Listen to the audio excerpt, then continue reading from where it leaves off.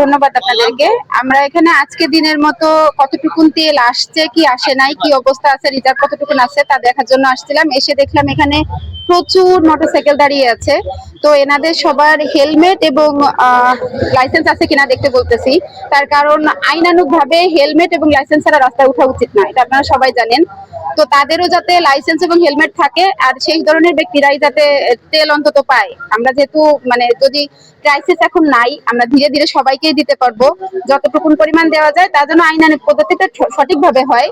আর যারা কৃষক ভাইয়েরা এখানে নিতে আসতেছেন, তেল নিতে আসতেছেন, তাদের সবাইকেও তেল দেওয়া হচ্ছে।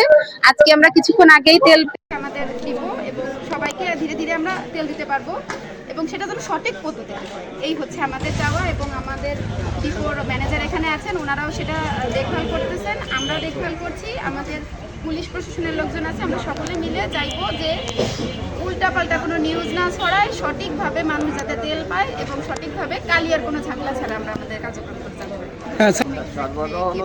সরবরাহ অনুযায়ী আমরা আমাদের ব্যালেন্স করে চলবো। বুঝতে পারছি স্যার। ডিজেলের ব্যাপারটা স্যার যেটা বলেন, যে ডিজেলের ব্যাপারটা স্যার যে আসলে প্রত্যেকেই আসছে, অনেক দূর দূর থেকে আসছে, তো তাদের প্রত্যেককেও আমরা ওইভাবে ব্যালেন্স করেই চলবো, যাতে আগামী যেদিন আমরা তেল পাবো, তেল পাওয়ার আগ পর্যন্ত যাতে সবাইকে একটু একটু করে দিতে পারি। স্যার ডিজেলের ব্যাপারে হচ্ছে যে একজন কৃষকের মানে এভিডেন্সটা একদম যদি পরিষ্কার, ন্যাশনাল আইডি কার্ড আপাতত আমরা জমা রাখতেছি, বা ন্যাশনাল আইডি কার্ডের কথা ওনারাও বলেছেন, আমরাও বলছি, যাতে এমন হয় যে এই ব্যক্তি এখনই নিয়ে গেলেন 2 মিনিট পরে আবার না আসতে পারেন, কারণ এত এত লোক নিয়ে গেলে তো মাথায় রাখা সম্ভব না। তো একটা এভিডেন্স থাকলে সেই একই ব্যক্তি এখনই না আসলেন, এখনই আবার রিপিট না হলো, সেইটুকুন যাতে আমরা একটু দেখাশোনা করতে পারি, এই জন্য আপাতত ন্যাশনাল আইডি কার্ড রাখা হচ্ছে। ধন্যবাদ স্যার আপনাকে।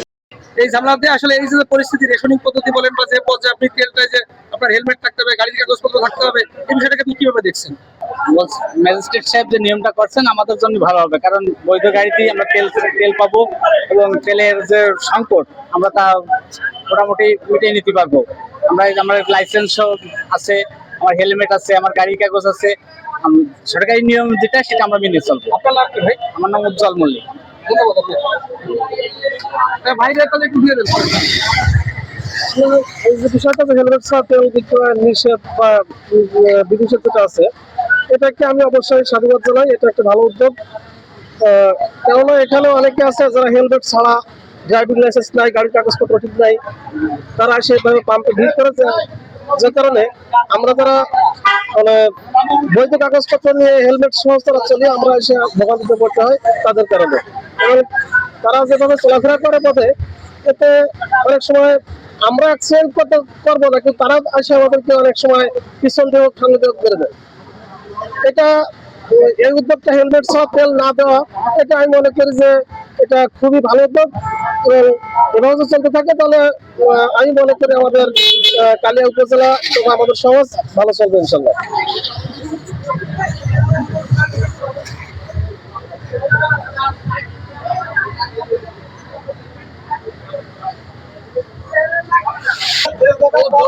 এই জায়গায় চলে যাচ্ছি আমার, ঠিক আছে, কিন্তু আমার তেল লাগে মিনিমাম ডেলি 5টা 14টা জেলায় আমার ঘুরতে হয়। আমি এসিবির কাজ করি। এখন আমার কয় টাকার তেল দেবে? 200 টাকার দেবে মনে হয়। এই 200 টাকার তেলে কিন্তু আমার হবে না ভাই। আমার তো তাহলে ব্যবসা বাণিজ্য বন্ধ। আমার আমি যে মানবিক যে সার্ভিসটা করি মানুষের, অন্য কোথাও আরো পেট্রোল পাম্প থাকলে সেক্ষেত্রে দিবে না।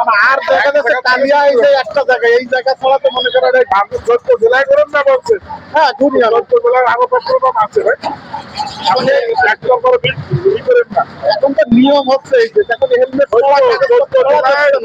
পেট্রোল পাম্প আছে সবগুলো এক ইঞ্জিনিয়ারের থেকে আর এক ইঞ্জিনিয়ারে দেখছে না, এক ইঞ্জিনিয়ারের থেকে আর এক ইঞ্জিনিয়ারে দেখছে না।